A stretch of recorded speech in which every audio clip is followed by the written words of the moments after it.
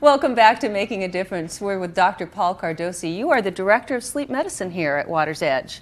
That's correct. Thanks for joining us. Oh, you're welcome. It's good to be here. What is sleep medicine?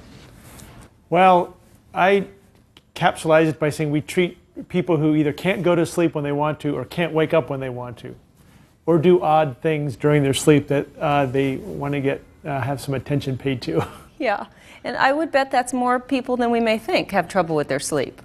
Yes, the estimates are that about 10% of people have severe insomnia that causes a persistent difficulty with getting to sleep and impacts them on a near daily basis.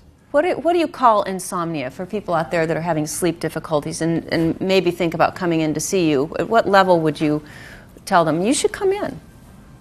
Well, insomnia we characterize as either difficulty falling asleep or difficulty staying asleep. And we mean broadly difficulty if it's impacting your daily functioning. If you're having trouble making it through the day, being awake and alert enough to do your job and to drive your car. And it's been going on for a while. Sometimes it's temporary in people's lives. Often there's short periods of insomnia that accompany stress or a pain or an illness, and those usually resolve spontaneously, but other forms of insomnia keep going on and cause a persistent difficulty. What could you tick off for us real quickly that would, sleep hygiene-wise, that people can do at home to help clean up their sleep habits? Keep a regular bedtime and awake time. Okay. Avoid alcohol, caffeine, and nicotine. Try to get exercise during the daytime, which can help you sleep at night. And those are the basic sleep hygiene rules. And what if you're waking up in the middle of the night? What should you do? Well, then we give people stimulus control techniques. And the phrase stimulus control refers to the fact that we want the bed to be associated with successful sleeping. So, for example, we recommend people not go to bed too early if they've been having difficulty sleeping. If your brain wants to go to bed at 11 o'clock and you go to bed at 8 o'clock, you'll spend 3 hours trying to get to sleep unsuccessfully because your brain isn't ready. And in fact, the more time you lie in bed trying to sleep unsuccessfully, the more frustrated you'll get, the more emotional arousal will be present and further frustrate your efforts at trying to get to sleep. Right. Second of all, we recommend people, if they can't sleep, maybe give themselves about 20 minutes to fall asleep. And if they're unable, they should get up and go to another room and read under low light. Okay, no that TV. Light can stimulate you again. Right, the light will shut down your body's natural melatonin. Oh, okay, and no TV. No TV, which is generally too stimulating. I recommend against the computer also. Reading under very low light, and preferably something pretty boring that you've already read. So here at the Sleep Center, we see people with electrodes and things hooked up. What's going on here? Is this like the next level if you haven't cleaned up their sleep with some hygiene tips? Well, we use the sleep study if we suspect obstructive sleep apnea or certain other problems like periodic limb movements of sleep.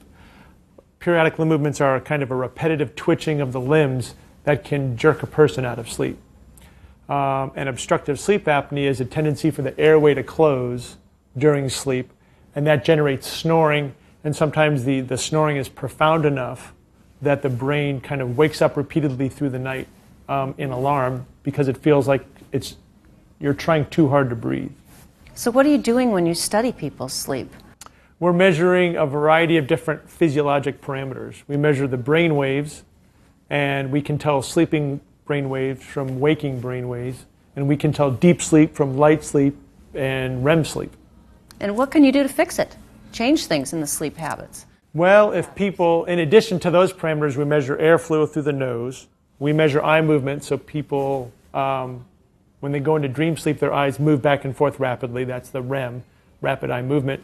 So we can discern their depth of sleep, their breathing, whether or not their limbs are twitching, their heart rate, their oxygen levels. And so we can get a snapshot of the quality of the sleep and if there's anything interfering with the depth of their sleep. Now, overall, with sleep, if you're having difficulty sleeping, you have maybe some of these problems you're talking about, can it affect you in terms of disease? They've most recently been doing work on the relationship between sleep and problems like diabetes and obesity.